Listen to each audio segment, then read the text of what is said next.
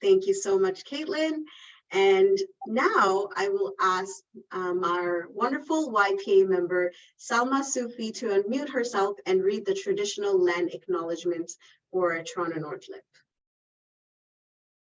Thank you, Misha. We acknowledge the land on which we are situated is the traditional land of the Huron-Wendat, the Seneca, and the Haudenosaunee, and most recently, the Mississauga of the Credit River. TNLIP is committed to advancing collaboration with Indigenous peoples in the work we do, specifically in the settlement sector. And through continued learning and engagement, we strive to build more meaningful partnerships between Indigenous and newcomer communities for generations to come. Thank you, Salma. Salma is our wonderful partner from the Flemington Health Centers. Not centers. Yes, nice to meet you all. Thank you. And thank you everyone for being with us today. So to introduce myself, my name is Misha Hossain. I am the Health and Wellbeing Coordinator for TNLIP. Now, what is TNLIP? TNLIP is the short form for the Toronto North Local Immigration Partnership. This is a community-based planning table that seeks to enhance the settlement, employment, and health experiences and outcomes of newcomers in the Toronto North region. It works collaboratively with a wide variety of stakeholders on coordinating services and programs, enhancing diversity and inclusiveness, and helps to support the Toronto North region to be a welcoming community. This webinar series, Facilitating Conversations with Families of Children with Disabilities, is a collaborative effort between TNLIP's Adverse Childhood Experiences Task Group, to call it YPA, and SAAAC Autism Centre to raise awareness on cultural competency when working with clients from diverse backgrounds, reducing stigma when addressing the topic of children with disabilities with newcomers and other community members alike, and how service providers can better support the diagnosis and treatment journey of their clients and their families. We want to thank our wonderful presenters, Munira and Usha, who are here from SAAAC Autism Centre today for presenting. Unfortunately, Dr. Shiv couldn't make it today due to an unforeseen matter, but we are sure Munira and Usha will do a wonderful job in relaying the information that we need. There may be an opportunity that Dr. Shiv may drop in towards the end for the Q&A session, but we will see. Now, I would like to ask our member, Zawar Patel from Health Access Northwood Park, to introduce SAAAC and our wonderful presenters. Thank you, Misha. Just check that everyone can hear me. So my name is Zawar Patel. I'm the Community Engagement Coordinator at Health Access Thorncliffe Park. I'm also a resident at Flemington Park, and I will introduce SAAAC, Munira, and Usha. So SAAAC Autism Centre brings decades of frontline and operational experience in delivering culturally responsive developmental health support. SAAAC's collective efforts have helped under-resourced communities and families overcome socioeconomic barriers to access critical services. SAAAC engages in a wide range of advocacy and awareness building initiatives, in addition to providing free and subsidized programs. And then we come to our two presenters this morning. So firstly, Munira Khilji. Munira is the manager of the Entry to School and Case Management programs at the SAAAC Autism Centre. Her training as a healthcare professional, experiences as a parent of two children, and insight as an advocate for health equity in underserved communities deeply informed the initiatives that Munira supports. Over the past 10 years, Munira has championed the need for better support and services for families of children on the autism spectrum. She started off with the community-led Thorncliffe Collaborative for Muslim Families that enabled parents to engage in training opportunities that were accessible and culturally sensitive. She then garnered experience in cross-sectoral partnerships and integrated healthcare pathways through her work coordinating a school-based pediatric clinic for Health Access Thorncliffe Park that focuses on supporting children and youth who experiences challenges with learning, growth, behavior, and development. Currently, Munira supports ministry-led programming at the SAAAC Autism Centre. And now for Usha. Usha Shan Mugathasan. Usha is an educator, mentor, trainer, and curriculum developer, passionate about early years education and equitable outcomes from in kindergarten to grade 12 education. She creates meaningful programming, facilitates workshops for various educational organizations, and is a kindergarten teacher in Toronto. She recently graduated with a Master of Education in Educational Leadership and Policy from the University of Toronto and is a 2021 Arbor Award recipient for Outstanding Volunteer Service to the University of Toronto. Wow, amazing superstar presenters, welcome. And take it away, please. Thank you. Thank you so much, Zawar. And Usha and Munira, we're going to hand it over to you. You're already co-hosts, so feel free to share your screen. And we're looking forward to a full session of learning from you two. Thank you. Thank you. Thank you. I'm just going to share my screen, which is the most nerve-wracking part for me. It'll all go well. Okay, are you all able to see the slide? Yes. Okay.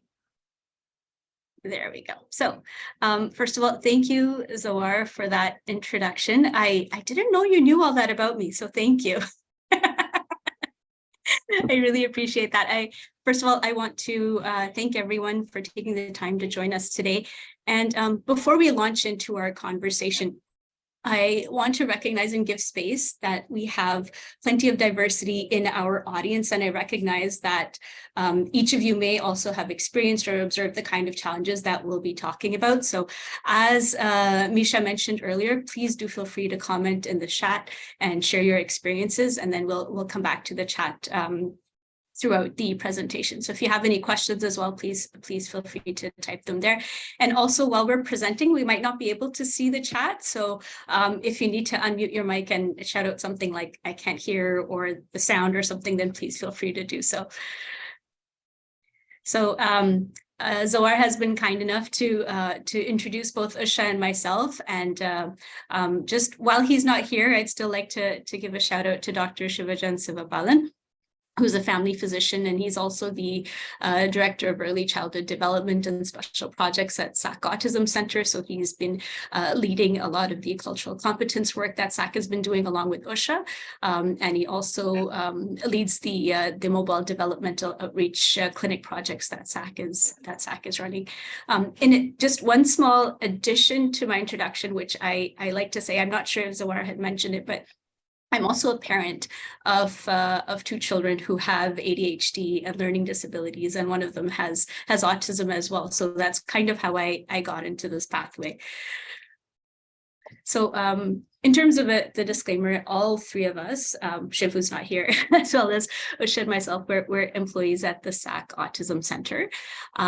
We worked on the development of the Bridge the Gap toolkit, the link of which will be available to all of you at the end of this presentation.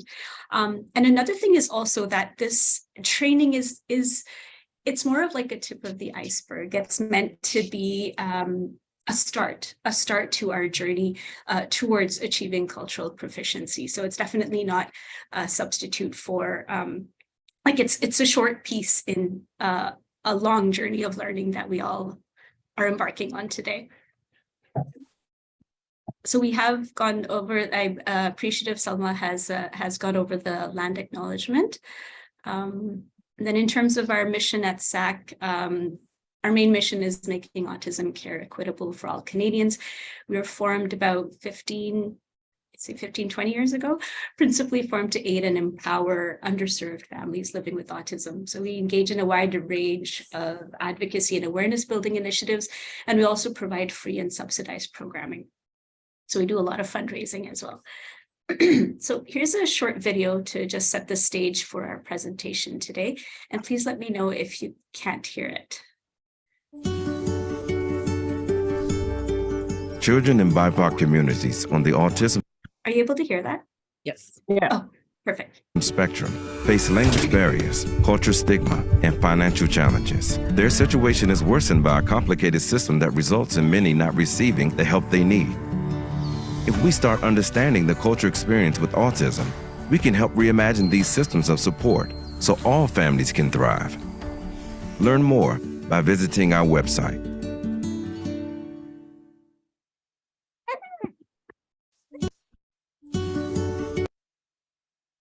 Okay.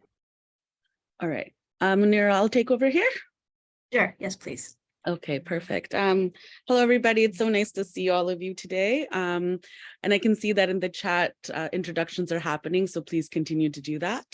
I just wanted to add that, yes, like I am recently a new mom with the little 8-week-old. She had a rough night, so she's here with me. She usually enjoys presenting with me, so hopefully she'll have a good day today with all of you. So really the rationale for the services and development of the toolkit is that children who require services may not have access to them in a timely manner because of a lack of cultural competence within the diagnostic journey. So what we really want to get to is why cultural competence is so vital in sort of our interactions and in the work that we do. And the design of the diagnostic journey as is currently may be preventing families from accessing services and or marginalizing them in the process. And that's something that we're going to unpack throughout this presentation.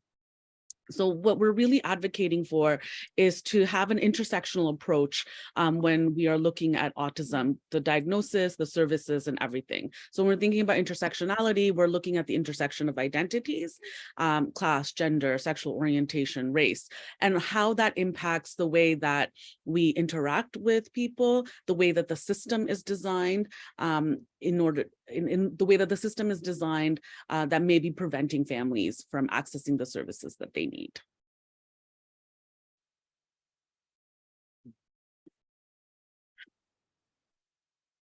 Did you want to go ahead here, Usha? Oh, sure. So really our goal today is we have a few goals that we want for you to leave with. And one of them is to be able to define and understand cultural competence and the terms commonly used to describe its continuum. So you'll see in our presentation that we have a cultural competence continuum, and we deliberately stop at cultural competence, and we'll speak to why during the presentation. We also want to be able to review some of the barriers to access faced by Black communities and South Asian communities. We also want to find ways to be culturally competent and to highlight strategies when working with families from the South Asian and Black communities. We also want to highlight strategies to create a more inclusive environment for families during the diagnostic and treatment pathways. And so our agenda for today is quite packed. We'll start with just looking at definitions and key terms. We'll discuss the cultural competency continuum as Usha described. We'll talk a little bit about what biases can look like, what barriers communities can face. We'll delve deeper into themes that have been found within the South Asian and Black communities with the work that we've been doing. We'll talk a little bit about cultural norms, and we'll go right into practical strategies, and then we'll end with the question period. So I'd like to start with the story of one community, and I think to all of you in the room today, you'll recognize the picture. So while there's certainly great value in numbers and data to show impact and change. Hi. we like to look at the stories behind the numbers, right? And as Hi. Is someone there? Sorry, we would like to ask all participants to please mute your microphones.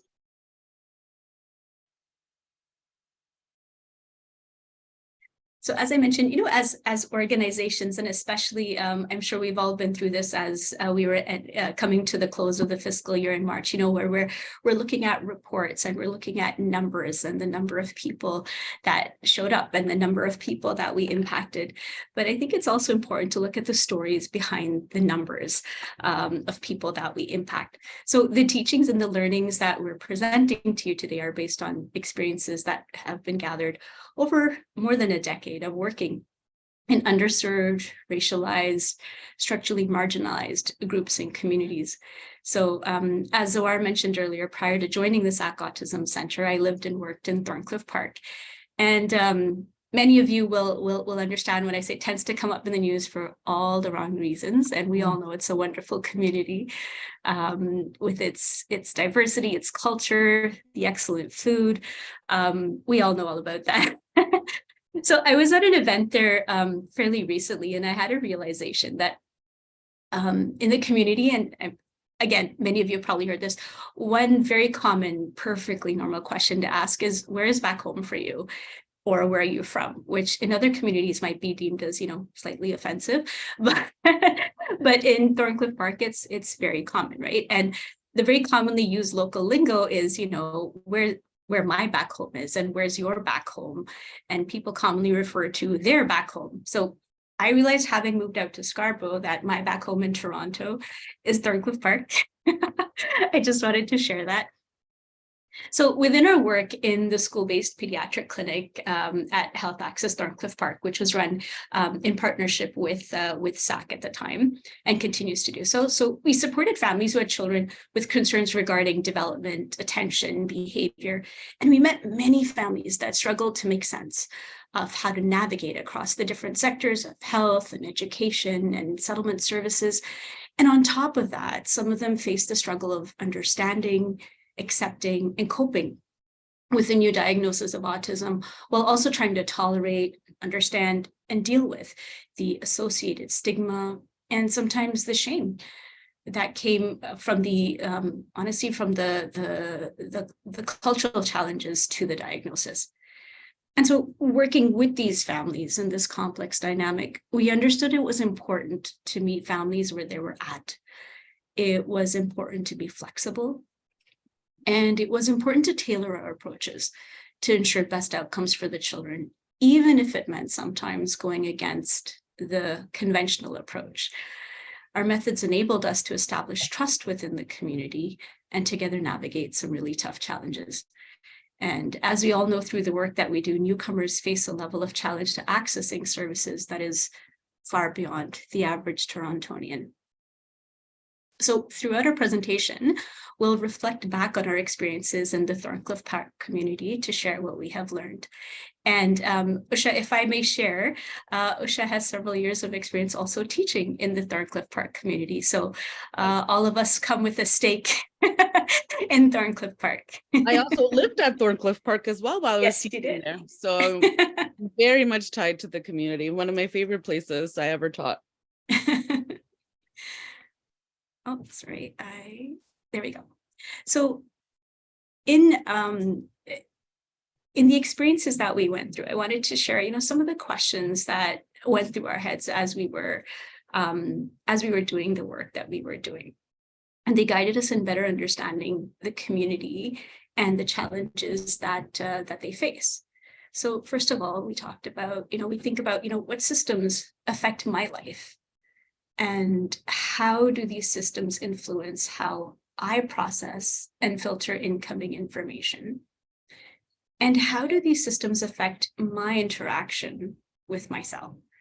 So by reflecting on such questions, we gain a better understanding of our own inner biases that we may not have been aware of previously.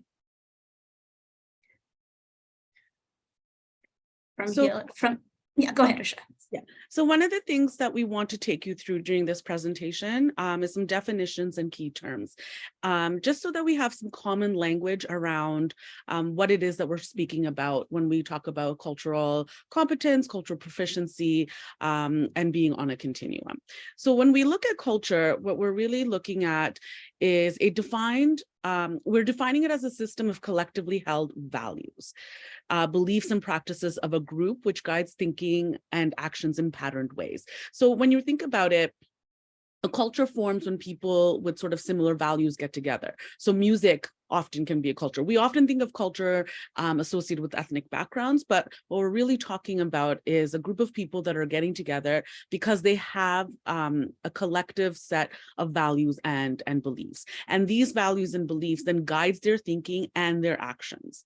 So it's really an umbrella of different identities and may often originate or be attributed to a specific region or location, a time, a group of people, or shared experiences. And it can be passed down from generation to generation.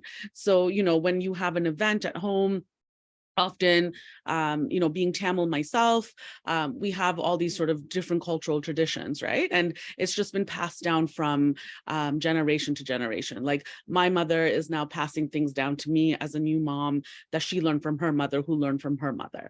So it's that collective that gets passed down over time, and it's what bonds us as a culture. And sometimes these culturally held values can impact the way that we sort of move through the world, and especially in a system where we may be underserved or underrepresented, there's often a clash in the way that communication arises. So cultural competence, which is the next one. Thank you, Manira.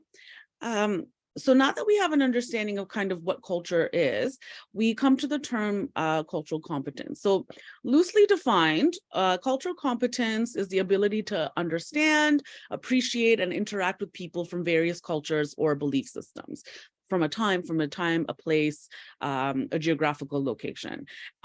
It encourages us to acknowledge these differences in appearance, in behavior, in culture, and it's commonly associated with cultural competence is sort of cultural humility, education, and self-awareness, right? Understanding where people come from. Often these are kind of surface level, right? Just knowing foods of a different culture, or music of a different culture, or trying to understand that way. What we're trying to get at is more of a deeper understanding of that. Cultural humility goes hand in hand with cultural competence in that it's a process of reflection and lifelong inquiry. So it's understanding that we don't know everything about other people, and nor can we assume we know something about other people based on information that's been fed to us, through media, through acquaintances. Just having proximity to another culture does not make us an expert on that culture. So that's something to be really aware of. And this is where cultural humility comes in. So, you want to be self-aware, you want to be questioning your own personal biases about culture, and you want to have awareness of someone else's culture and sensitivity. So when you're working with clients who may be coming from different backgrounds from yourself, you're bringing your cultural lens into it, they're bringing their cultural lens into it. So how do we merge that, and how do we practice humility in those situations? Core to the process of cultural humility is to be very deliberate about your values and biases. We all have them, and they always come to play, regardless of whether we think they do or they don't. And so in order for us to be cultural competent, we want to be reflective, we want to be respectful, we need to be up to date on being culturally relevant in our practices, and we need to be understanding of the resilience also that we face when we're working with different clients.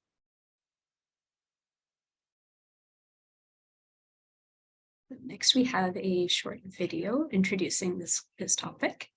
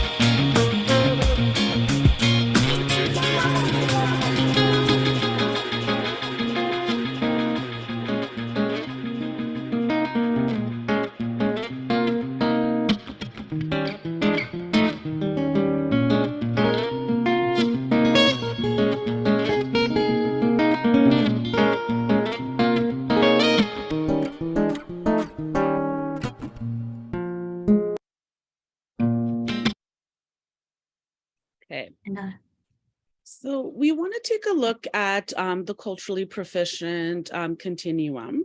And so a lot of our work that on the toolkit has been based around this continuum. And I just want to give you a moment to sort of take a look at the way that it's structured, the arrows, sort of the colors and the gradation of it all.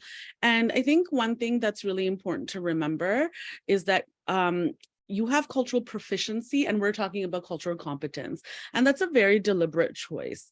When you're talking about proficiency, there's almost an implication of mastery that, now I've done it. I'm culturally proficient.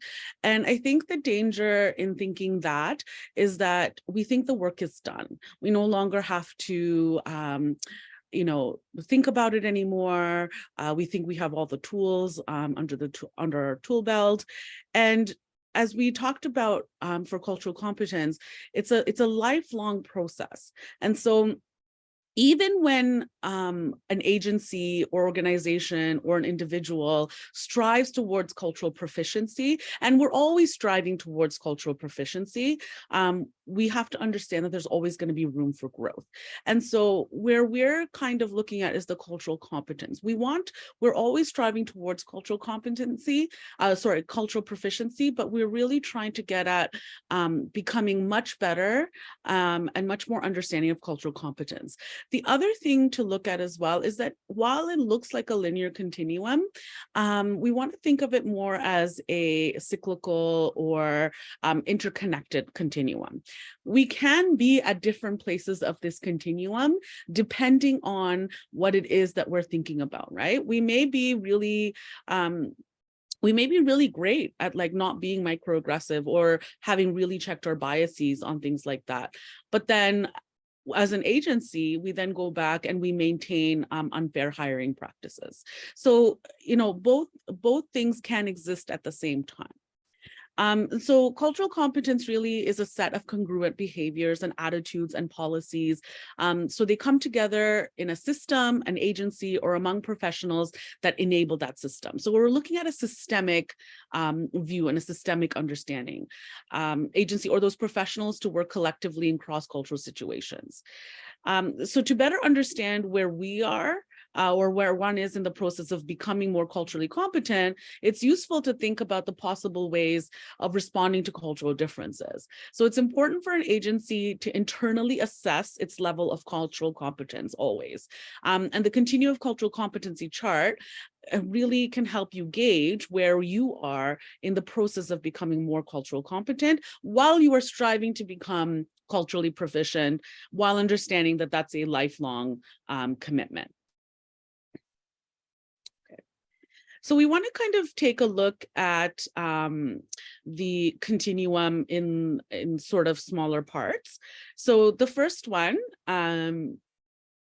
is the cultural destructiveness. So when we think about cultural destructiveness, what we're really talking about are things like genocide, ethnocide, exclusionary laws. Think about Jim Crow, segregation, cultural or racial oppression, and forced assimilation. So the most Canadian example that we can think about is the residential school system. So the last residential school closed in 1996, so not very long ago, but also that cultural destructiveness for our Indigenous communities continue to happen in the way that policies and procedures are set out. So lack of clean drinking water, forced assimilation by, if you are living on the reserve and you're trying to pursue secondary education, a lot of students have to be flown off the reserve to go to school somewhere that's not in their community. I would highly recommend Seven Fallen Feathers as a book, Canadian, to really understand sort of the cultural destructiveness that's happening to Indigenous communities currently. Next on the continuum, we have cultural incapacity. So this is where we're thinking about a disproportionate allocation of resources to certain groups, lowered expectations, discriminatory practices, unchallenged stereotypical beliefs. So think about the study with resumes, where a Black candidate and a white candidate had, sorry, is that just, okay, a Black, is that, am I echoing? No, a Black candidate and a Black candidate and a white candidate who send in resumes with equal qualifications, equal experience, but the white candidate is more likely to get a call back than a Black candidate. And then in the study, they sort of applied where they took a marginalized candidate and made them seem more white. So it was the same resume, but the name was changed to have a more white sounding name, and that person got as many callbacks as the white candidate. So those are things that we want to be aware of as an agency or as professionals when we are considering our own journey of cultural proficiency, cultural competence. Next in the continuum is cultural blindness. So that's discomfort in noting difference. So this is where we're like, I don't see color. And in many ways, we think that by being culturally blind, we're being, more welcoming and more, inclusive. And in reality, we're not, because it's about our own individual discomfort in noting the difference. So we also believe in cultural blindness, that that what happens in the world is fair, that achievement is based on merit. We treat everyone the same. So this approach really ignores cultural strengths that people are bringing in. The belief that methods used by the dominant culture are universally applicable and can lead to implicit or explicit exclusion of ethnic minority communities. So when we think about our families who are coming in for a diagnosis, our caregivers who have children, with disabilities, and who come from cultures different from our own, and we're thinking the world is exactly the same and everything is just, equal. What we're really doing is further remarginalizing a community and peoples that are already at risk. Now we're looking at cultural sort of pre-competence. So what is the work that we're doing prior to the competence? So in cultural pre-competence, what we're doing is that we're delegating diversity work to others. So what does that mean? We ask for cultural programs to be led by those of that background. We think it's a quick fix. It's the checkbox on your to-do list for that year, right? Oh, we need to become more culturally competent. Let's read some books or do some learning, and then say that we did it, right? So it's there isn't a commitment to something more long-term, right? So it's not that attending learning opportunities is a bad thing. Of course not. We want to do that, but we want to understand that that's just one step in a larger process. It can't be a quick fix. There's no getting a certificate at the end of a session and saying, okay, well, now I've done it and now I'm culturally competent, right? We have to make this an organizational priority. If we're really serious about it, we want to make sure that funds, resources are dedicated to this, and that we have a long-term plan in our strategic plans. And now we come to sort of cultural competence. And this is where a lot of us are striving towards, and where we're probably going to stay for a really long time, because it's complicated and it's very messy. So cultural competence is ultimately what I like to think about as advocacy. So it's ongoing education of self and others. It's organizational priority. It's support. It's modeling and risk-taking behaviors. I know that a lot of challenges around DEI work or cultural competency work in organizations come from feeling like it is a one-off, right? But it's not. And we feel that sometimes as a marginalized member in an organization, we're the ones constantly being the quote unquote equity police, and that nobody is sort of supporting us.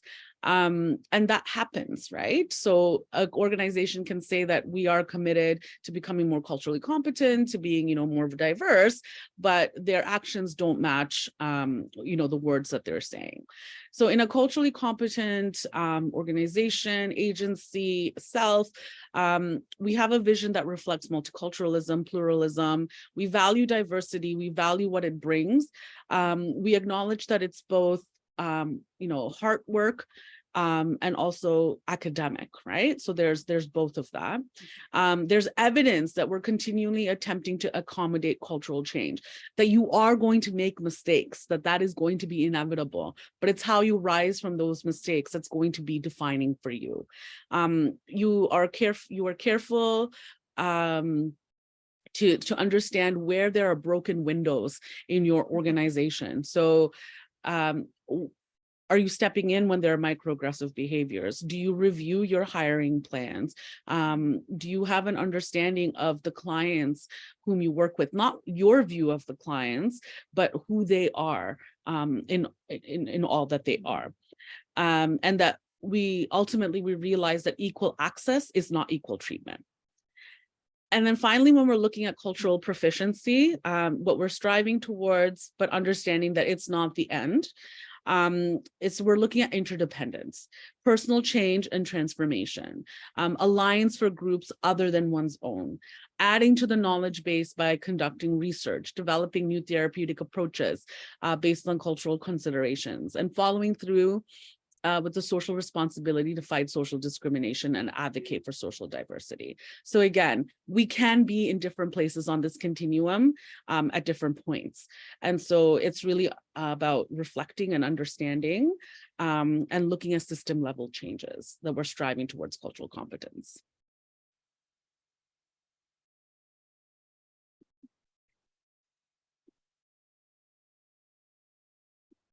Is this me as well? Yes, Usha. Oh, sorry. I was all like, oh, that was good. And so, when we're talking about cultural competence and striving towards that, what we really need to understand is bias. So bias at a basic level really can be extremely detrimental, and we all carry it. And we often hear of sort of the divide between conscious bias, the explicit, and the unconscious bias, the implicit. So biased attitudes that are explicit are attitudes about a group that we are aware of and can be are visible when they're accessed. So think about maybe a visceral reaction you have to something that happens. And then think about who who triggered that for you, right? And even when we're looking at the news, when we hear about certain violent acts, who comes to mind as the perpetrators of those acts? So they're kind of they're internalized for us, and then they come out in those moments, right? So even, having conversation, being like, I've had, you must have a lot of siblings, right? Because your people tend to have a lot of children. And I was like, well, my people. And then I tell people I'm an only child and they're like, really? Or I tell people, my parents were in their late 30s when they got married, and everyone is just sort of shocked. Then you have your unconscious bias, that's implicit. So this is where we have a biased attitude operating outside your awareness and control. And it could be who you choose to speak to, who you sit with, who you gravitate towards. In meetings, it could be the people that you sort of call upon, the people you tap on the shoulder. It's things that we're constantly doing. The other person is aware, like it's not implicit to them, it's very explicit to them, but you may not be aware that you're doing it until somebody points it out. Cutting over somebody who's speaking, things like that.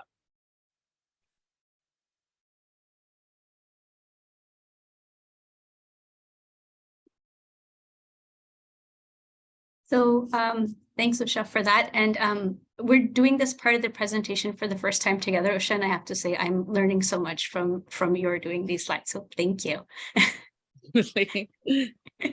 So now let's look at the barriers to accessing care that underserved families face, and then look at the approach to them, right?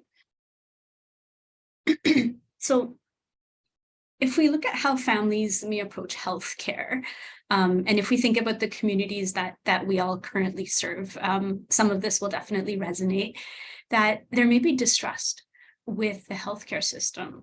There may be cultural perceptions of authority figures such as healthcare providers and educators, or families may simply have priorities that are different than the ones that we think they should have as service providers.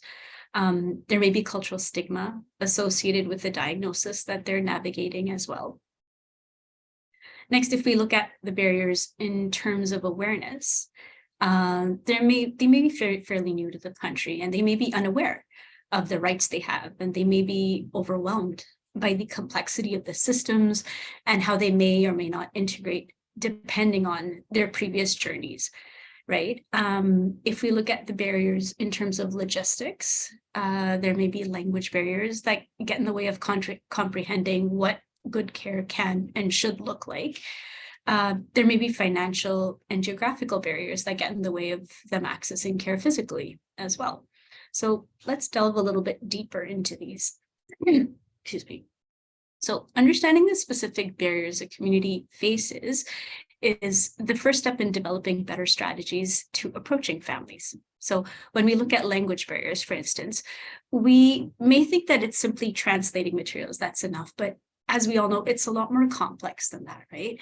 So if we focus on what we learned while we were working at the school clinic in Thorncliffe, at the clinic, we were trying to help families be aware of the early signs of possible developmental delays in their child, have them assessed through the clinic, and then ultimately be connected to early interventions.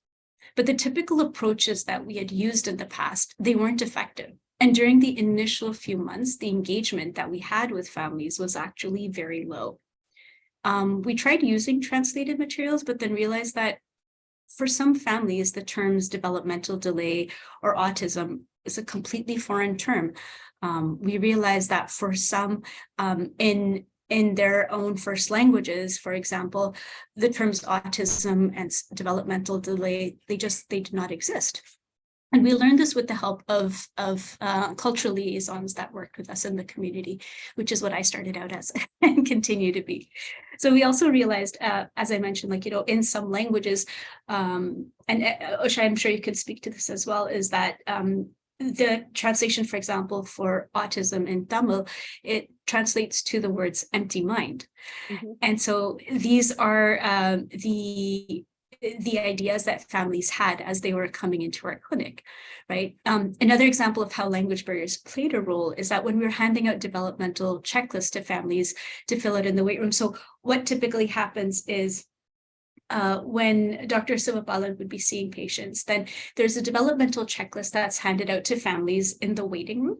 And then they're given the time to fill that out, and then it's discussed later with Dr. Sivabalan in the room with the family. So we learned that there was a significant difference in the developmental checklists that were filled out by the parents when they did it by themselves versus when they had it translated verbally and Shiv or myself filled it out with them. So even if the checklist was translated in written form, we found that the more accurate representation of the child was when the questions were explained to families. And when we were explaining the questions in the checklist, we used examples that the families from the diverse populations that they came from, that they could relate to. So, for example, some of the checklists, they would ask about the child's ability to feed themselves with a spoon, or whether they could eat with a knife and fork. And in some cultures that might not be relevant. Like, for example, maybe chopsticks are the primary eating utensil, or in my culture, that can mean no utensils at all. We eat rice with our hands. And so such a question, if a parent was answering no, conventionally, that might look like a red flag, like, oh, this child can't eat with a spoon or can't eat with a knife and fork. But really, it's about delving further into it. That what does mealtime look like for you?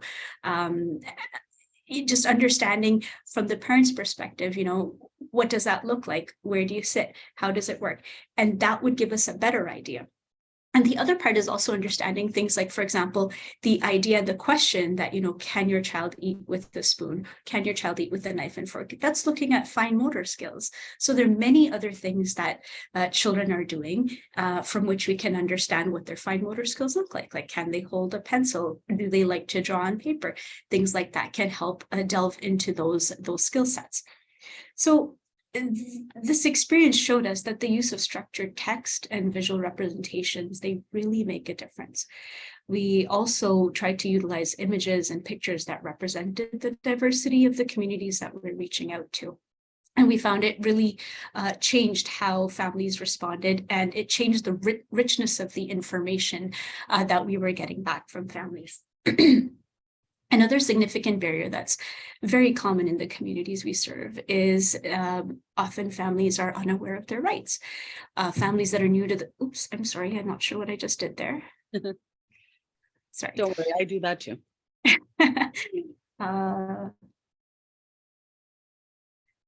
Sorry.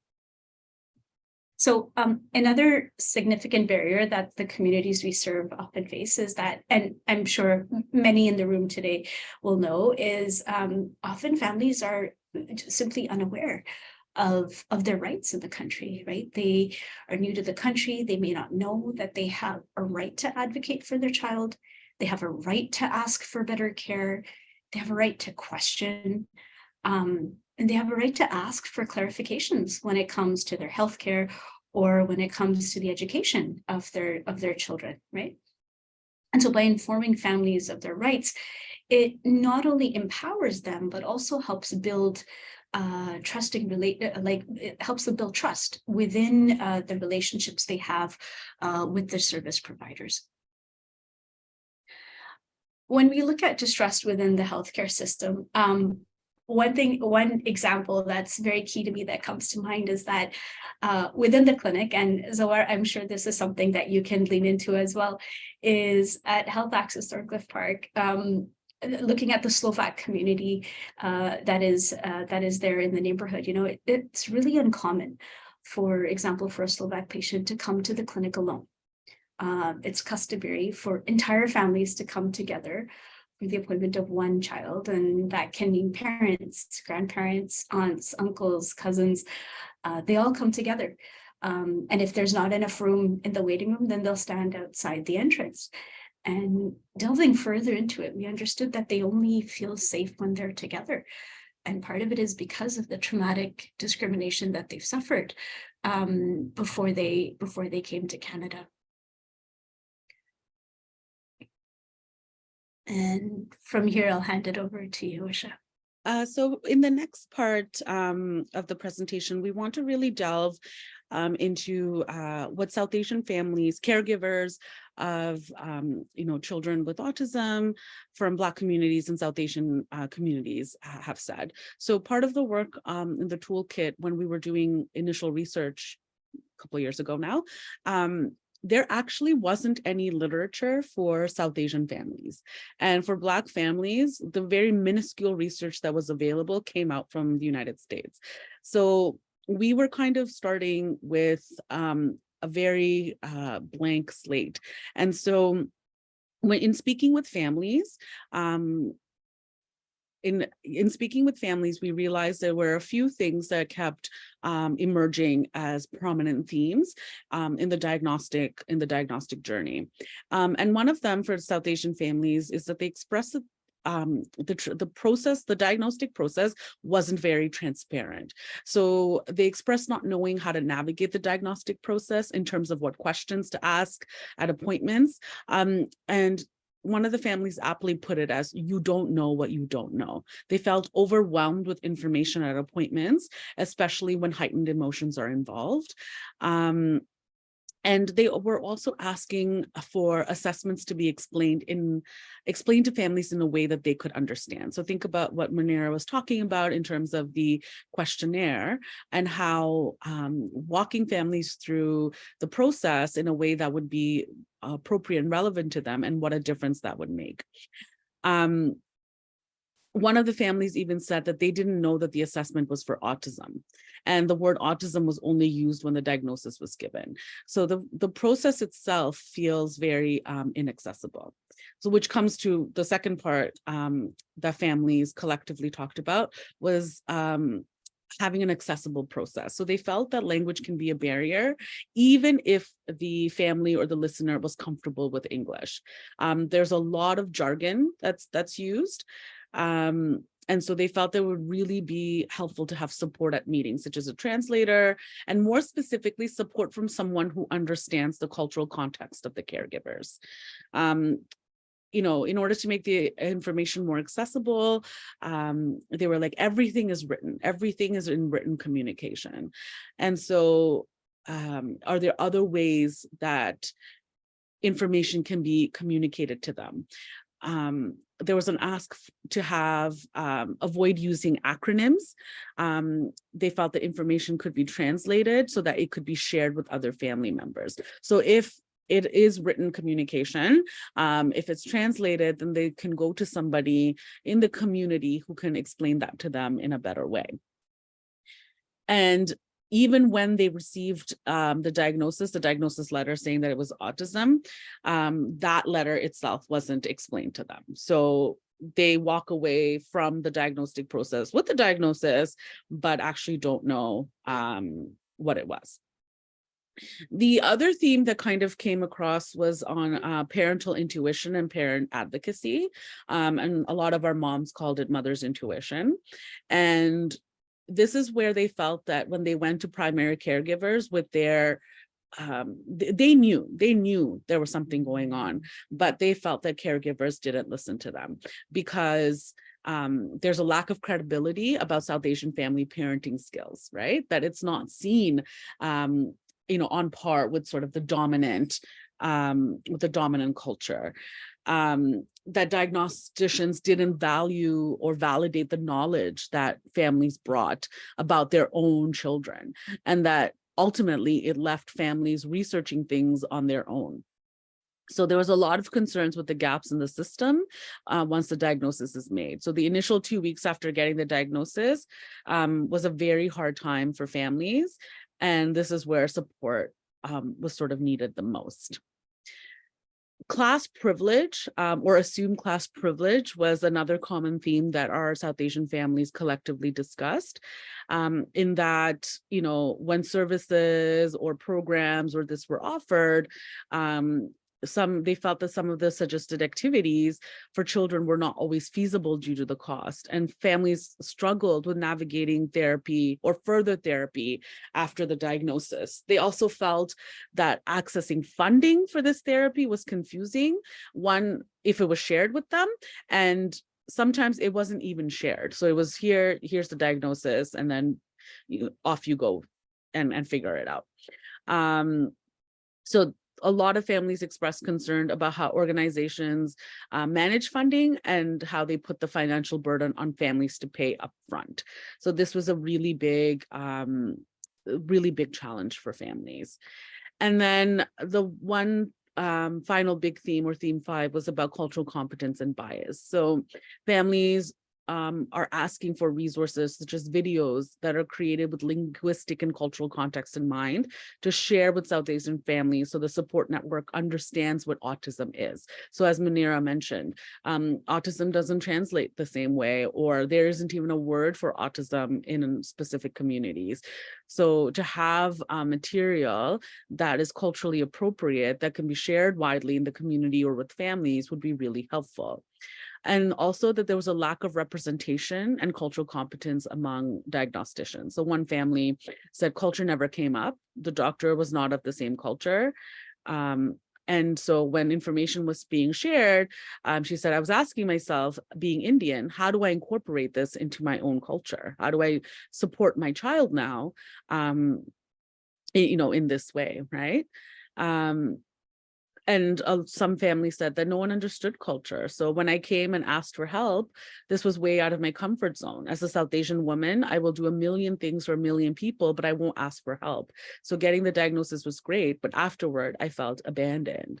So, what are the steps and along the way and along the process that we can make the process more culturally relevant for families?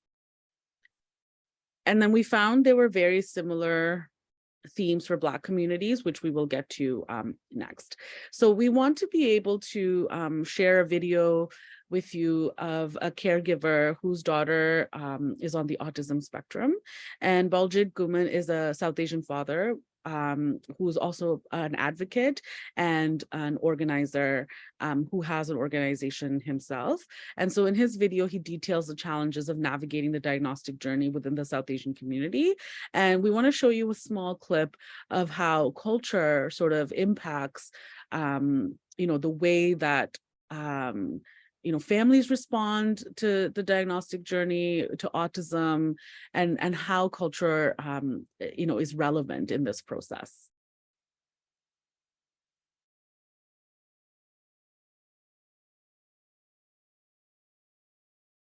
Or some medical issue with my daughter, that was something we were not ready, myself and my wife, to hear that there may be something, as to say, wrong. And especially with your child, and no parent want to hear that. And we were not ready to hear it, but we were educated enough that we knew we need to do something about it now at an early age, or rather than wait. Because what happens and myself coming from the South Asian, community, there is a big denial to these issues and concerns.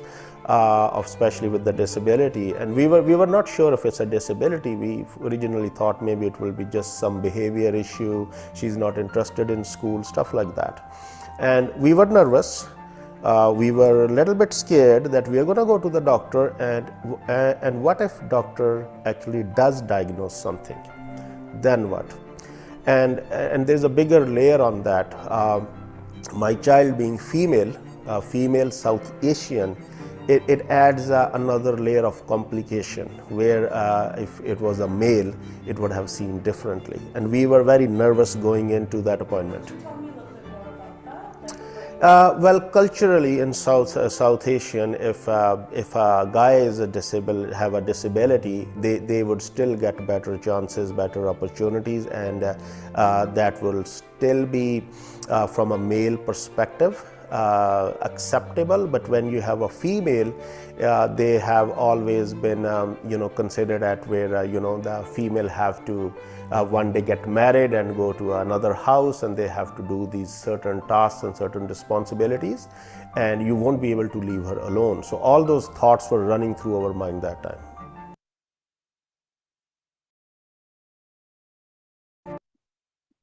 So you can tell in the video, Baljit really brings up a lot of sort of culturally specific concerns. There's the denial, the grief, what's going to happen to my child in a very culturally specific way. And so, when we think about bias, and when we think about cultural sensitivity, it isn't our place to come in with our own lens on this. It is to understand, what this family is saying to us from their own culture, from their own experiences, and how are you going to support them, with that. So there are various, specific concerns that arise from South Asian cultures when we're thinking about disabilities. You might be worried about your spouse blaming you or leaving if you've discovered something, about their child. They may have, concerns about marriage potential. They may worry that their child won't have a future. As Baljit said, when it's a girl that has autism, what's going to happen to her future? What are the outcomes? And even saying that, if you were a boy, your outcomes may actually be better, right? So, you know, he's expressing some real concerns that are coming from, you know, his own lived experiences, and the worry that they may be ostracized or treated as an outcast. So these are things that we as providers need to be aware of, and, you know, seek to sort of understand and come from a place of compassion when we're working with families.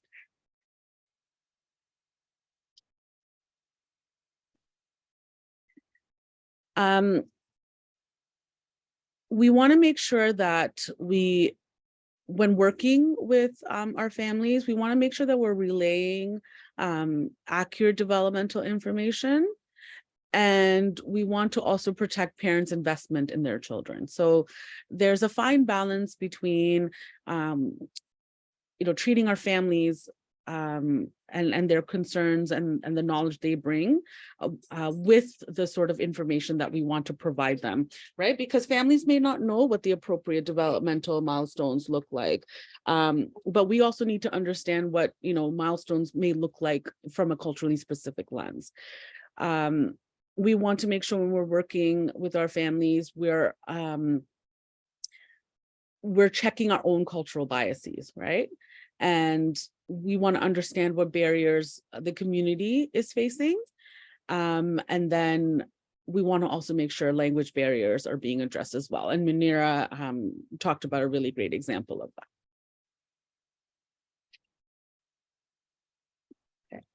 that. So commonly, so in the two communities that we looked at, the Black families and the South Asian families, you'll see that there's a lot of commonalities in the themes that arose. And like I said before, the literature for Black communities, like culturally competent diagnostic journeys or autism in Black communities is pretty much non-existent in the Canadian context.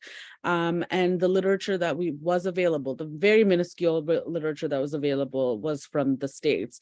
So, you know, it was really important to speak to a variety of sort of Black families across, you know, Ontario, and see what their experiences were.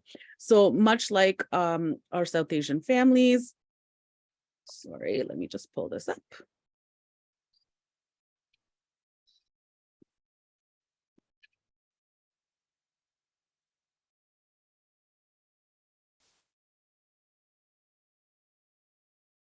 So much like our South Asian families, our Black families talked about having an accessible process, and what that looked like for them. Again, as I lose my notes.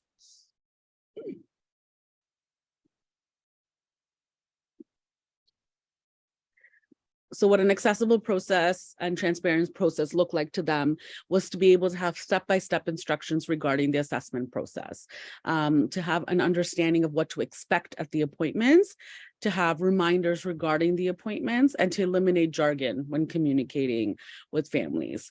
The other thing that our Black families spoke to us about was having multimodal approaches to communication of information. So given the heightened state of stress during the diagnostic pathway that parents sometimes experience, important verbally communicated information can sometimes be missed.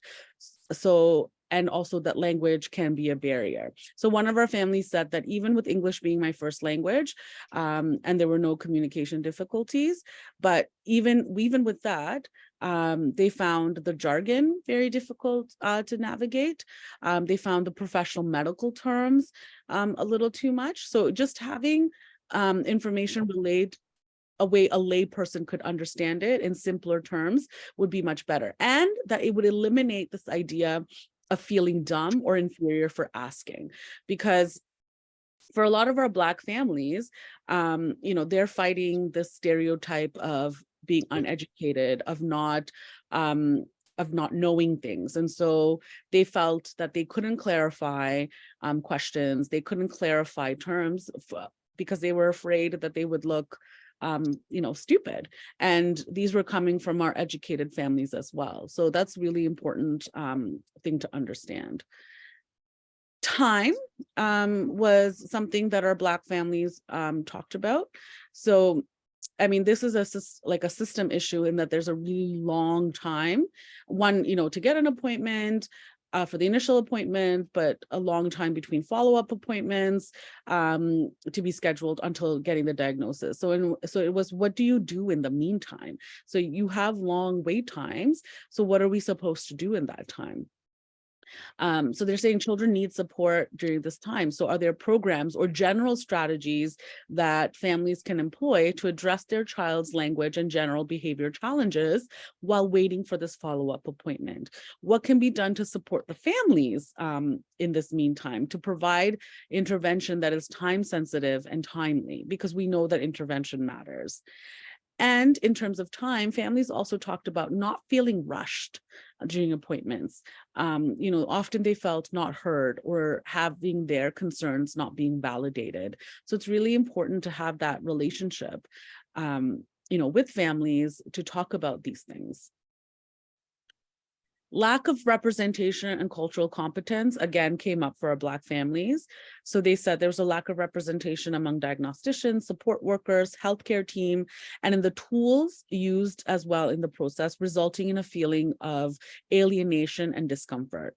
So these are direct quotes from our families. So one of our families said, none of the staff noted above looked like me, and so we couldn't relate to each other.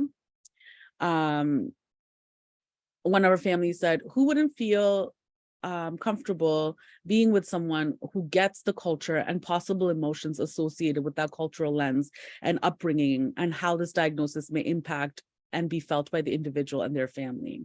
Even if they don't understand autism, there is like-mindedness. To have someone who looked like me, even just to understand the daily struggle in this skin, would have helped relieve some of my emotional challenges at the time.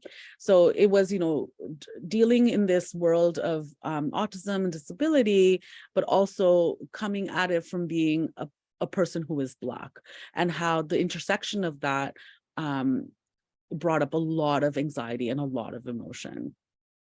One of our families said, I think it would have been valuable experience if the physician or OT had been Black. Just even having someone who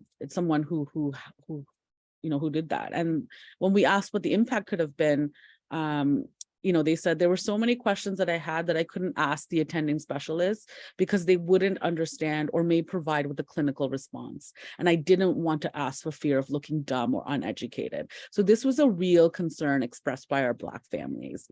And that their unspoken feelings of marginalization and inferiority that are bred into those who don't look like or live like those who hold power and social capital.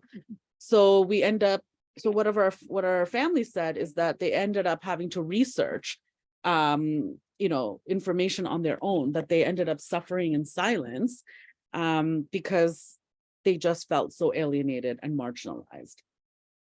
Community came out as a big theme for our Black families. So one of the first places many families turned to after the diagnosis was the church or trusted friends. But they felt that it was challenging to discuss the diagnosis with families because of a perceived stigma, and also because they didn't know other Black families who had children with autism. And this is also very true with our South Asian families. The one thing they said about parent support groups is that they were mostly white. And while those, the families who did come had children who had autism, they had autism in common, but there wasn't a feeling of shared culture. So the diagnosis itself was not enough for this feeling of community for them. And the need for culturally responsive healthcare workers and support groups was deemed a necessity for families. And then self-advocacy and education, which was also quite common in the South Asian families, in that Black families felt that they were their child's advocate, that they had to be their child's advocate, and that they had to be, they had to advocate either for their child's needs to even be considered for assessment. So think about that with the South Asian families where, their intuition or their concerns weren't validated because of, sort of perceived biases around parenting skills. Families discussed how they would often Google terms used by diagnosticians because they weren't explained well. And these were also coming from our families who were comfortable with the English language, some of them who were even educated here. So they said, we were given a list of resources and they would have to research and connect themselves. And no part of the process was family friendly, considering the shock and stress families experience after the diagnosis.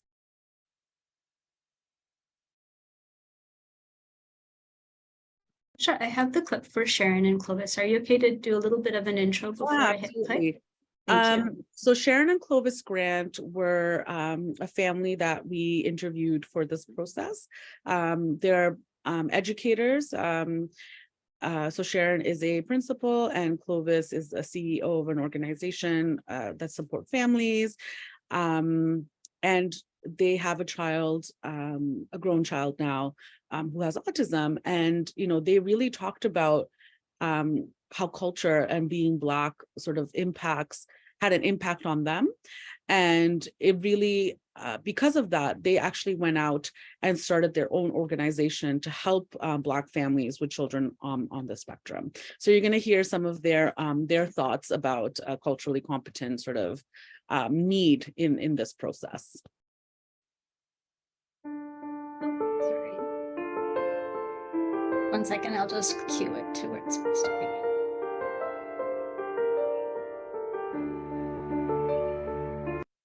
Three, so that's new. That wasn't around when our son was diagnosed 21 years ago.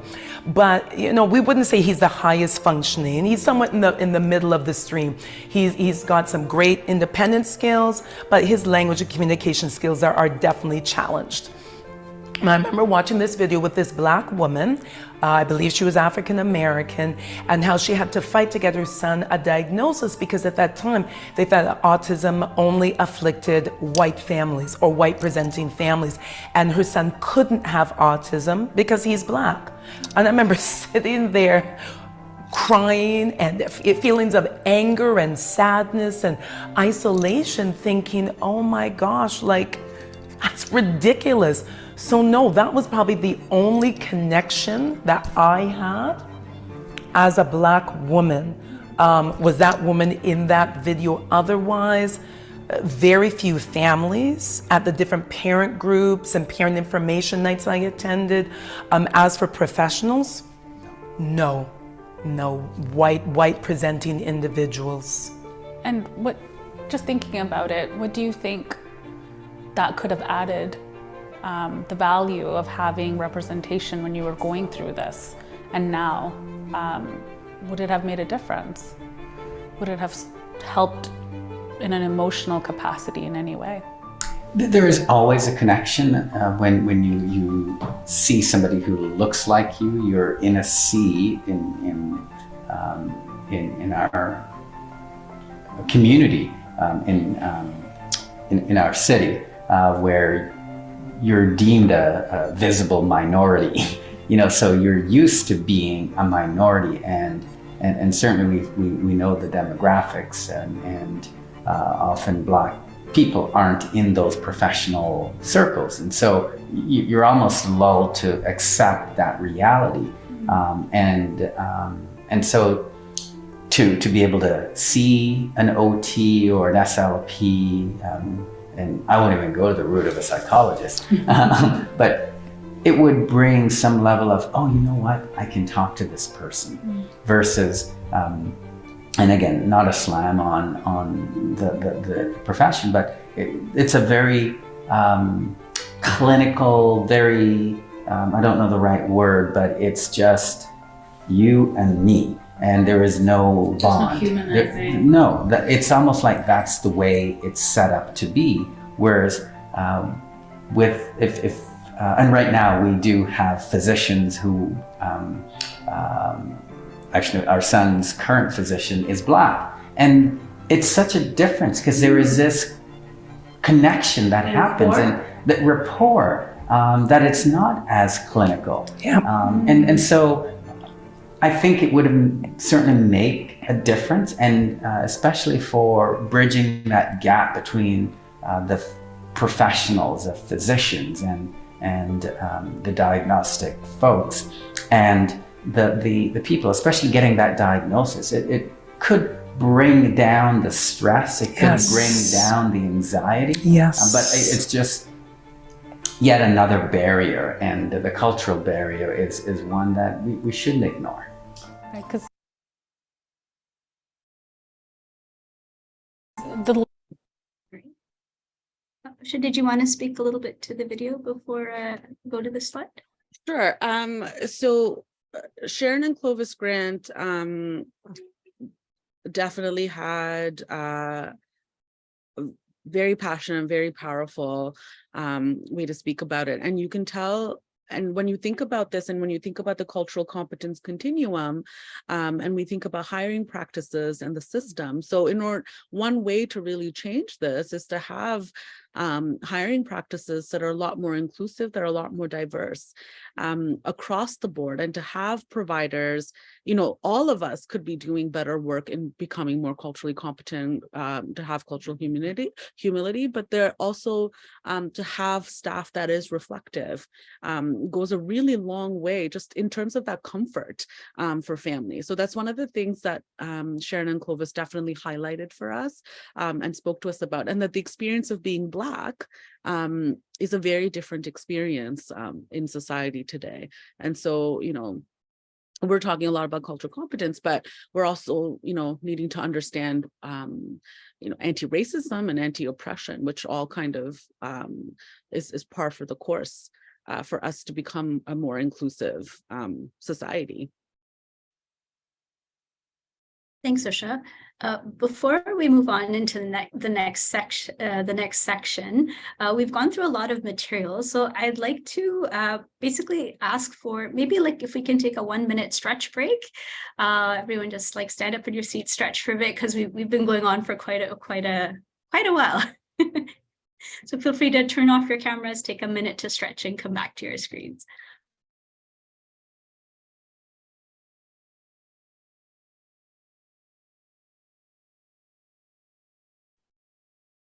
I just want to make a comment that this is a wonderful presentation so far. So thank you to the both of you for sharing so much information, especially on cultural competence.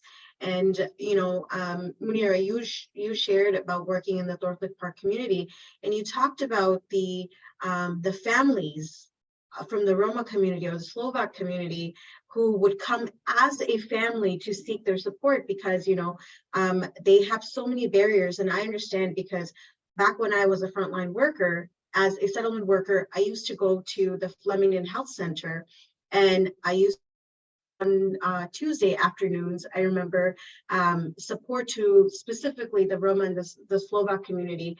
And it was never just one person that would enter. It was the whole family, and the family would have so many diverse, kind of issues with and challenges which they would need support with, and there was so many layers of trust and, communication that had to be built in order to be able to support not only the parents, but also the children. And it was a collaborative effort between, the frontline workers, as well as the Flemington Health staff and healthcare service providers in order to support. And I think some of our TNO colleagues that are working in frontline, they can also probably attest to the same thing. So thank you so much. We are learning quite a bit from you guys. Thank you for that, Misha. And it's all, honestly, I think a lot of the experiences that we're sharing is we're very aware that everyone in the room right now has probably had a lot of similar experiences. I know when I first joined Health Access Thorncliffe Park, it was when we had the unit in the midwives clinic. That's just at the end of Overly, right? Just at the end.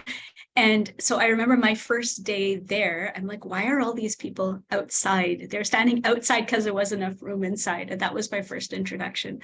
So you're right. And part of it is, and before I joined, I would hear that from educators and providers but in a very negative way, oh, the Slovak community is so hard to get to. Oh, they don't want to send their kids to school. They're just so hard to get through to, and it was very it made me stop it, but why aren't we asking why? When we talk about behavior, we should be looking at what is the root of that behavior? What is the cause? We need to look at the cause and not just make our assumptions based on those behaviors, right? So I think as service providers, we definitely have come a long way, but we also have a long way to go. Absolutely. And also it includes just expanding our sense of compassion and empathy so that we are better able to present ourselves in a way where we are trustworthy ourselves, so that we can provide the care and the compassion and the access to service that they may have the like barriers in accessing. Absolutely. Usha, I'm just mindful of the time. I was just thinking about that as well. Yeah, because we have a part 2, so I'm wondering if we should defer a section of this to part 2 of the presentation to allow for some discussion. It's just we want to tell everybody everything. Yes. Perhaps we can go to the strategies, like the more practical service providers can use. That's from that specific section, which I love from your the toolkit. And also, if you would like to share your toolkit in the chat box, and then our participants can take it back to their organizations. Absolutely, that sounds like a. You have the link to the toolkit, Manira? Yes, I will share. And the East Asian one is almost ready. No problem. I think we can start with the first one. That's good. 1 second. I'm just going to find the link so I can post it in the chat. 1 moment. Oh, and I just wanted to thank Zawar and Marnie for putting the links, one for Seven Fallen Feathers and one for Sharon and Clovis for Sawubona. Those are extremely important. And thank you, Manira, for Bridge the Gap. Share my And the one thing we wanted to mention about the toolkit is that it's very, it's meant to put the families' voices at front and center. So it was developed with the families and organizations. And so everything was sort of structured around that. And, we were there to facilitate the bringing of it together, but it's really the families that drive the toolkit. So we hope that when you look at the toolkit, that really resonates for you. Sorry, I'm just queuing up the slides. 1 moment. If you hear a wailing, it just might be my daughter. She's just waking up, but hopefully she'll go back to sleep.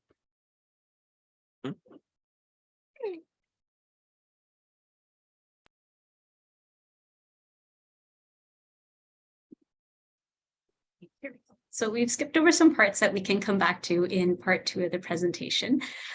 So let's look at how we can approach the families we serve. To do that, we'll track back a little bit into cultural influences. So with our work at the school clinic, we realized that we were missing a great deal of information, and we needed to understand the cultural definition of the problem from the community's viewpoint. And to do that, we need to understand what is the cultural perception of the cause and the context, and what are the supports that already exist around the situation that we are facing. So, for example, a father coming to you for parent counseling, following a diagnosis of autism, they might be very keen on how there needs to be a very specific time that they can come in when no one else is home. Or they might be coming into your office with the belief that the autism diagnosis is a result of bad fortune or bad omen. So we need to be really mindful of what they're walking in with, right? We need to look at the cultural factors that affect self-coping and past help seeking. So recognizing that there might be increased stigma in a family's community of origin that may prevent them, that may have prevented them from seeking help in the past, and that might affect their current help seeking as well. So, for example, just continued internalization of the stigma that they have seen over decades and perhaps the span of their life that might result in rigidity in help seeking. As I explained, for example, if parents are very specific, no one should know, we can only come at this time, or we can only have an in-person, a virtual appointment when no one is home because we don't want anybody else to hear what we're talking about. So in looking at these factors, what we're really trying to do is clarify our client and our community's current perceived needs and expectations for help to help support them in dealing with this problem. So what we're really trying to do is clarify the community's perceived needs and expectations for help to deal with the problem, right? Another way of understanding this is we're interested in what is it about the problem that makes it a problem. So when we're having these conversations, it's important that we understand the parent's perspective on why they're here to see you. And we're understanding their version of events, so to speak. So when we're talking to someone and we're hearing about their version of the issue, we're understanding how culture influences the issue on hand for them. So for any family we serve, we're trying to understand the cultural perceptions of how help is provided, for example. And in doing so, we're avoiding making assumptions about the cultural influences of different families. It's important to listen to the family, and often listening and just really hearing what they're saying can often provide a pathway to how we help them towards a solution. One example I like to share, like several years ago in Thorncliffe, I was supporting with case management at the time, and there was a family that came who had a daughter about 8 or 9 years old at the time, and she had Down syndrome. And she was the youngest of, I think it was maybe 5 or 6 siblings.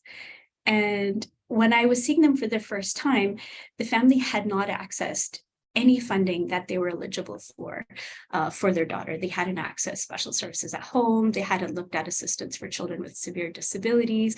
They hadn't looked at the disability tax credit. They hadn't looked at any foundations, like they had accessed zero funding. And the first thought that would come to mind conventionally would be, well, why not? Like, how could you not access resources for your child? And you're eligible for them. You should apply for them, right? And we might think of like, well, this family, they're not doing everything they can for their child, and they're holding their child, like, they're restricting their child, and they're not giving their child everything that she needs. But it's only on deeper conversation with Dad. And what he said was, I did not need help, and I didn't take help in providing for my other children. Then why should I take help for her? She's no less for me. Just because she has special needs doesn't mean she's any less. So I will provide for her the way I've provided for all my kids. And that made me really think about it, that in my assumption was, well, you should because you're eligible, But he was just like, I have the means, and I have done it for my other kids. I don't need extra help just because she has these needs. We don't want a handout. And also he was like, we don't want to take away from a family that has higher needs than our child. And at that point, it took me a few minutes to absorb that and try to understand. And then approached it from a different lens. And I said, well, all of this funding, the special services at home, ECSD, it's basically all our taxes coming back to us. We pay a large chunk of our income goes back into taxes. And this funding is our income coming back to us. All of those taxes, they're coming back to us in the way that we need them. So perhaps we look at it that way, and we understand that it's not charity. Mm. And that helped reframe the conversation for the family. So in really listening to families and approaching based on what they're telling us, our goal is basically to meet families where they're at. And meeting families where they're at. Now, if we're getting into practical strategies, what that can mean is when you're walking into a room to have these conversations, you're recognizing that there is a power differential between you as a service provider and the family that is receiving your service. And this applies even if both the service provider and the family are of the same culture or speak the same language. So it means that you walk into that room from a place of humility, curiosity, and continuous learning, as Usha mentioned in detail earlier. And doing that means that you're understanding the diverse practices and beliefs of the family that's walking in, that we're avoiding judgment, and that we're recognizing and understanding our own unconscious biases. So the big question is, how do we do that? And how do we build these relationships, right? So one of the things that's really important, all good. One of the things that's important is active listening. So to really understand the cultural definition of the problem, listening is key. But it is first important to acknowledge that you are not the only expert in the room. You are absolutely bringing in your expertise, but so is the family. So it's essential to be willing to listen and ask questions. Respect is demonstrated through your willingness to listen and to ask these questions. And the stance of genuine curiosity asks that we put aside our own knowing, our professional knowledge of problems and their solutions, at least temporarily, to allow for the client to explain how they see the problem and what is most troubling for them. A welcoming environment goes a really long way. One of our families said that coming into an environment that almost seemed like a set up as a play space for their kids when they came in for the assessment made them feel so much more comfortable than having a clinical environment. So a welcoming environment is one that is a safe space for families to talk about their concerns without judgment. And you can feel judgment coming from someone. So it's really important that that is taken out of the interaction. A welcome environment is one where they can find themselves represented and reflected. So they can be seen in the literature, in the staff that's available, in sort of the way that the space is set up, where they can understand that all people are treated with respect and dignity, where they see positive, like I said, positive and inclusive brochures, posters, pamphlets that represent their experiences, that may be available in sort of multiple modes. So think about what Sharon said, that the only connection in the process she saw was this Black woman talking about, this really serious case of autism. And she's like, that was my only connection to the whole process. So we don't always want to catastrophize everything, right? We want to see positive representation.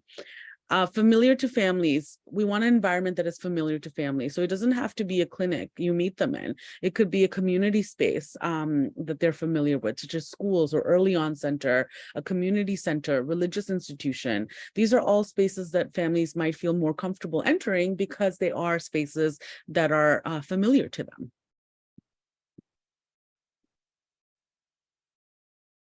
You want me to do this one, Asha?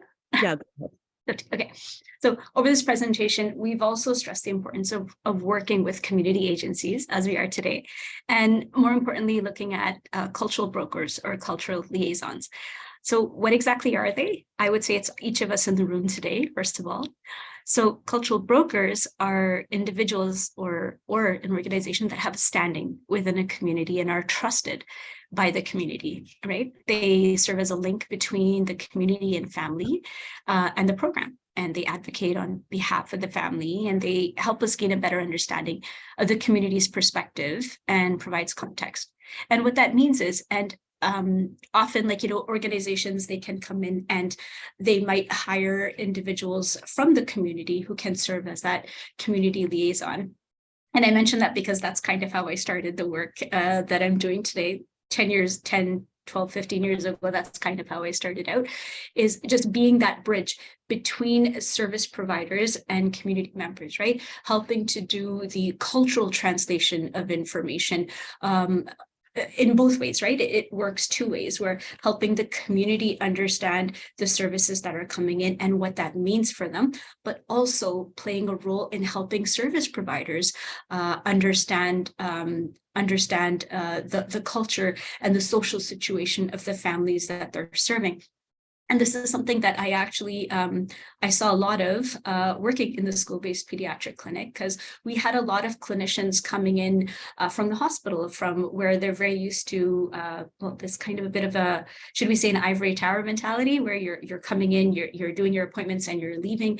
But it took time for them to understand. And I know that being a resident of the community and being part of the community, I was able to explain a lot of how, well, if they don't eat dinner at 6, it's because their family's not set up that way, because dad comes home late from work, and because the kids, they go to madrasa in the evening. So the only time the family can be together is at dinner time, and that's why dinner will be at 9. And it took time for providers coming in, providers from other cultures not familiar with the community, to understand that. And that's why cultural brokers, they play a huge role in helping to bridge that gap and have that understanding. So again, coming back to the school clinic, we also realized how crucial it was, as we mentioned, to work closely with those who understood the expectations within the child's community, also for what developmental concerns could mean for them, right? We reframed our approaches. We also had to help kind of look at how to overcome gaps and better understand the barriers that families face, which is something that we've talked about in the community. And as Usha has shared, it's also very key and very important that we have staff that is representative of the community that we're in.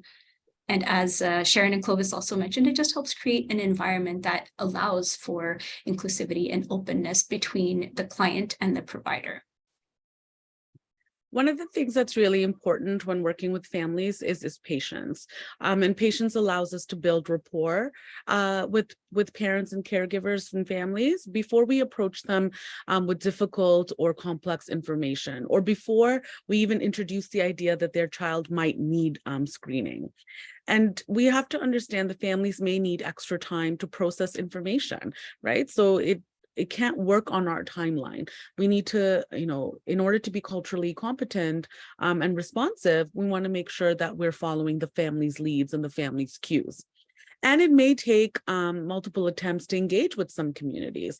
I have, unfortunately, as an educator, heard far too much that, these families, this community, and it's a lot of, well, dare I say, racist assumptions coming to the surface. So we want to make sure that we're understanding, for many reasons, you may not be able to engage with certain communities initially, and there may be a lot of reasons for that. And so we have to check our biases and understand that. Usha, I'm looking at the time. Did you want to pause here and then we take the rest of it for the second part of the presentation? Yes, I am good with that. Does that make sense? Does that work, Bisha, so that we have some time for questions as well? Yes, absolutely. I think we can use the next 15 minutes to discuss and, answer any questions that participants have.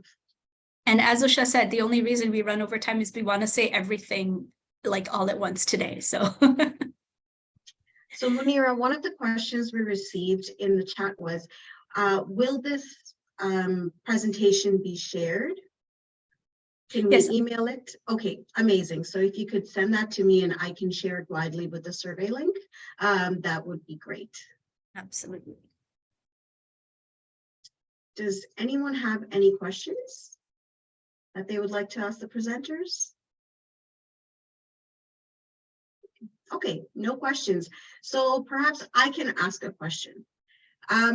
What do you think in terms of, so I took the time to actually read the toolkit, and there were, certain suggestions about, what are some gestures that can be seen as, uncomfortable in certain communities. Or certain, for example, shaking the hand could be seen as, if there's any kind of strategies or anything, or some cultures may not be okay with, let's say, a doctor or a service provider offering a hug. For example, if a client is feeling emotional about their situation. So are there any kind of strategies or anything that you want to share that participants can know about? Yeah. Munira, do you want to take that one first? Well, one thing I'd say, the shaking hand bit, that hits close to home for me. And I can say from personal experience, usually when I'm in gatherings and there's there's a new introduction happening, then my heart will kind of stop and I'll be anxious. I'll be like, please don't put your hand forward. Please don't put your hand forward. Please don't put your hand forward, because I'm not always in a space where I can be like my usual statement would be like, hand over my heart, it's a pleasure to meet you, but I don't shake hands. But sometimes the words don't come out, right? Mm-hmm. But I think a good way, and again, it's in periods of stress and anxiety that we regress a little bit. So the words aren't there. But one thing I would say as a service provider in terms of handshakes, for example, is see, like, if the client is putting their hand forward, like, let them take the initiative, right? And if we're in a situation, like you said, that the client might be in emotional distress and you might want to give them a hug, then it's okay to ask and say, can I give you a hug? And they might say no, or they might say, okay, but it's always good to ask, because then you're again just kind of building that trust in that relationship. Usha, if there's anything you'd like to add to that. No, I agree with that. As an educator, we're often in situations where emotional things come up, and I just ask, I can see that, you're this is a very challenging emotion that we're experiencing. Is there something that I can do for you? And sometimes that's as easily as, can I just have a Kleenex? Can I just have a drink of water? Or something. Sometimes it's just no, nothing, right? Sometimes it's just sitting in the silence with them. Yeah, that's great. And also, if there are any tips about how they can better support, perhaps because many of the participants we have, they may be from settlement organizations who may not be doing the actual diagnosis. What do you have, what kind of suggestions do you have? For example, let's say a client comes, let's say a newcomer client. So Toronto North LIP, our main focus is newcomers, right? If a newcomer client comes who may be unaware that, or they may be ignoring, or they may be, due to stigma and various challenges, they may not have had the time to process that, okay, perhaps my child may need to be taken for diagnosis, etc. How can a service provider who's a frontline worker be able to relay that information, or how can they approach this topic? If you had to do a practical one-on-one sort of, with me, you can assume that I am the client and that you are the worker. How would you do that? The top of my head, I would say refer to Health Access Thorncliffe Park, but no, but I think first and foremost, Misha, and that's a lot of the work that I did in the pediatric clinic, was taking time to build trust to get to the point where you could actually have that conversation. Sometimes that doesn't actually happen within the first meeting. A lot of the families that we worked with, they would be referred through the teachers, for example, or the ECE, or the staff at early on, right? And they wouldn't quite know why they were there. They were just well, we were told to come here. And we would recognize that there'd be so much going on for the family that seeing or acknowledging the child's concern at the time might not be a priority. And that doesn't mean it wasn't important, but when you're looking at things like, how are we going to pay rent? And do we need to go to the food bank again this month for grocery? Then that's not what they're looking at, right? If they're so worried about, we need to figure out how to work between 9 and 3 before the kids come home, right? So they're thinking, okay, the kids are in school, or the kids are at the center, and now I can look after all the other pieces. So I think what is of great value to settlement, to workers within the settlement field, is ensuring that all the other pieces are taken care of, while maintaining an open line of communication around, there might be challenges that your child's teacher has flagged, and they have a lot of experience around child development. So maybe that's something we can look into, but only having that conversation when the family is ready. And that comes back to the idea of giving time. So whether that's time within that session, or whether that's time over a series of meetings, right? To get to the point of building trust, right? What we found with families was often they would be open to looking at that developmental concern only after all the other pieces would be addressed. So if they were looking at work, or they were looking at link classes, then we would refer them on and ensure that they were connected to TNO employment, and they knew where the link classes were happening, that if they needed help with rent, then connecting them to rent bank. Because having so much on their plate, they weren't able to see that concern. And we found over time, as soon as all those other concerns were addressed, they were able to sit down and go, okay, what were you saying about our child? What's actually going on? So that's the long answer to your question. I would add from someone receiving. So I was recently connected with Toronto Public Health, right, for their healthy children, healthy babies, healthy children. And I can attest to what Munira is saying, is that in the initial visit, when the nurse came, I just wanted to talk about the birth. Like the whole visit she was there. It wasn't about the child. It was how are you doing was the most simple question. Just open this floodgate of like, I want to tell you everything that happened at the birth. Then at the second visit is I want to tell you all the things I've bought for my child. Like I needed to feel, sort of validated as a new mom that, what I was doing was okay. And now we're finally getting to a series where like, we're looking at my child because that's what the program is, but I wasn't ready for you to give me tips and strategies and look at her development before you could actually meet like my needs. And I think we really overlook that, right? Absolutely. I think from what I have retained is one of the top things is validation. You need to provide time, you need to provide support, and you need to provide wraparound services in order for them to be able to feel comfortable enough to be able to move on to the next topic, which may not have even been on their radar, or even if it was, there are so many other social determinants of health which are affecting their life, especially let's say they are a newcomer family, right? Or they're from a vulnerable community, that it's just, you need to be able to support in all the other aspects, and then that can build a bridge of trust between yourself and the client, and which will then lead you to the next kind of part in the journey, which is supporting the child and getting them and making the referral or helping them with their diagnosis and their journey of treatment. So if that kind of summarizes it, does that summarize it in a way? Okay. Well, if there are no other questions, we can ask once more to see if there are any other questions. Azreen, did you want to ask a question? I see your camera popped up.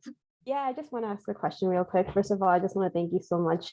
Your presentation was amazing. The way you kind of explored the cultural nuances, especially as a South Asian woman, was really relevant. And the strategies that you also shared were very relevant and resonated, and a lot to think about. The question I have is about the strategies, one of the strategies that you proposed about welcoming spaces.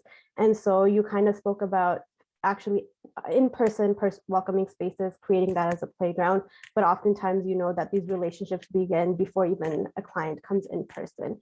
So are there any kind of tips or ideas around communication, and how do we kind of facilitate that welcoming in the communication and the ways that we offer these services from a service provider perspective? That's a great question. Sorry, could you tell us what your role is in the service provider space? So I'm actually, same as Misha. Okay. Yeah. Okay, perfect. Usha, did you want to take that's an excellent question. So it's left us thinking a little bit.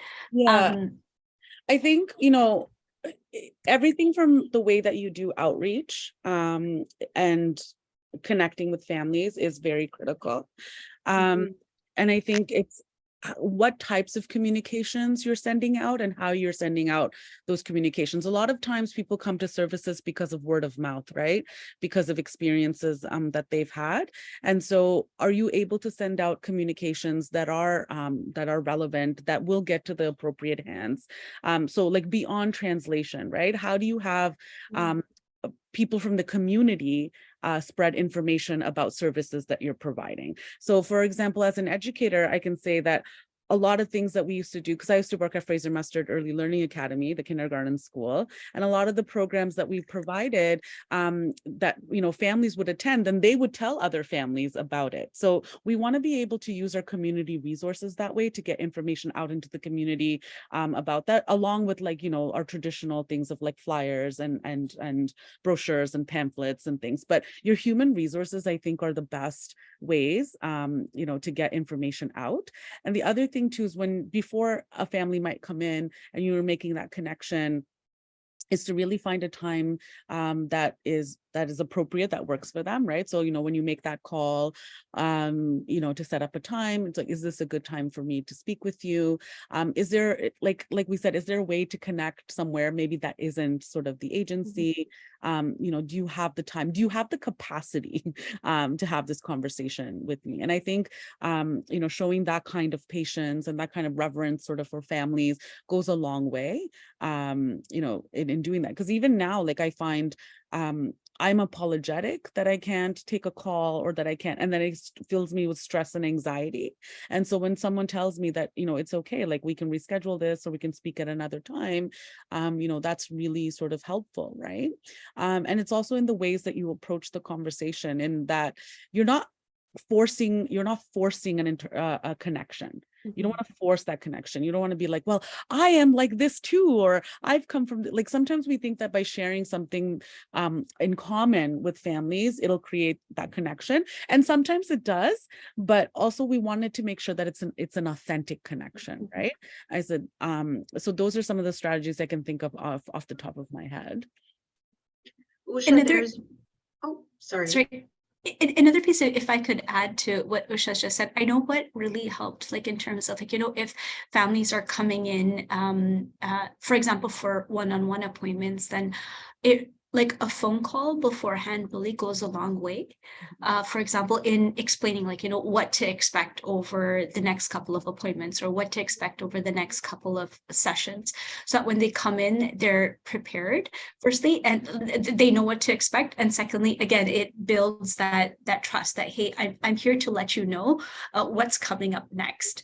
And do you have any questions about that? And is there anything about that we can do differently? Like the room you're going to walk into, this is what it's going to look like. And it's not just for assessment, for any kind of a session or interaction with the family. So they know, even for example, you might be coming with the stroller, so the main entrance has the escalator. I'm calling to let you know this is the door you need to come into to access the elevators. So it takes away the uncertainty, and the uncertainty is where stress levels come up, right? So anything we can do to provide information beforehand that can help alleviate that level of uncertainty and stress goes a long way in building that trustful relationship with the family. Sorry, Misha, go ahead. Munira and Usha, there is one more question, and we have exactly 1 minute left. This is from Mohammed Idris from TNO. He is one of my ex-colleagues. So he asked, once a settlement worker knows that a client is in need of support for his or her child, with an intellectual disability, who will be his or her first point of contact or referral? Who would they refer to? So I would say, and I'm going to revert to HATP mode here. And say that if the client is a resident of the M4H postal code, then it would make sense to refer to the school clinic at Health Access Thorncliffe Park. But otherwise, if it's in any other catchment area, then there's two ways to go about it. If we're looking at a learning delay or an intellectual disability, then sadly, not every family physician is well versed in where to go with that, but the best way would be to go through the school and let the school know that there are we're seeing some challenges for our child. We have some concerns around their learning, and help expedite that, because as a parent you have the right to ask for that support, and it's not just with the teacher. Sometimes the teachers might not see it. As a parent, it's helpful for us to empower our clients with that information, that you can go to the vice principal or the principal if the teacher's not listening or the teacher's not seeing what you're seeing, and say, I have a concern about my child. And from there, the principal, and again, empowering our parents so that they know that the principal from there on should be able to address that concern. And what that can look like is having a more in-depth conversation with the teacher, calling in, looking at the supports that are available for the child within the school. That might look like having more assessments. So that might look like having, for example, with intellectual delay and learning disorders, typically that's flagged through a psychoeducational assessment. So encouraging our parents, and often as I would say, a parent and an advocate looking through the system, often it's just about giving our parents the words and the questions to ask. So they like Usha said before, like the parent who said, like, we don't know what we don't know, right? So letting them know these are the questions you need to ask. These are the things that you need to ask for. So so basically encouraging parents to either go through the school or also going through the family physician. So for example, if there are challenges around attention and behavior, then looking at, for example, what might be ADHD. So again, going through either the family doctor or going through the school, and encouraging parents to keep on saying what they need to say until they're heard. Thank you so much. Thank you to both of you, Munira and Usha, for all the information which you've shared with us. We have come to the end of our webinar today. Thank you to all our participants for joining in and staying with us and dedicating 2 hours of your time from your busy schedules. And thank you to our TNLIP team as well as the YP team for all your support in organizing these everything and helping support with the smooth running. We do have a part 2 of this webinar coming up on June 20th, and I think Munira and Usha will go dive more into the practical strategies at that presentation. So we hope to see you there, and thank you to the two of you so much, and for SAAAC for coming in and presenting with us. We are really looking forward to part 2 of the presentation. So we hope you have an amazing day and enjoy the warm weather. Thank you so much. Thanks a lot. Take care. Thank you so much. Really Thank amazing you. presentation.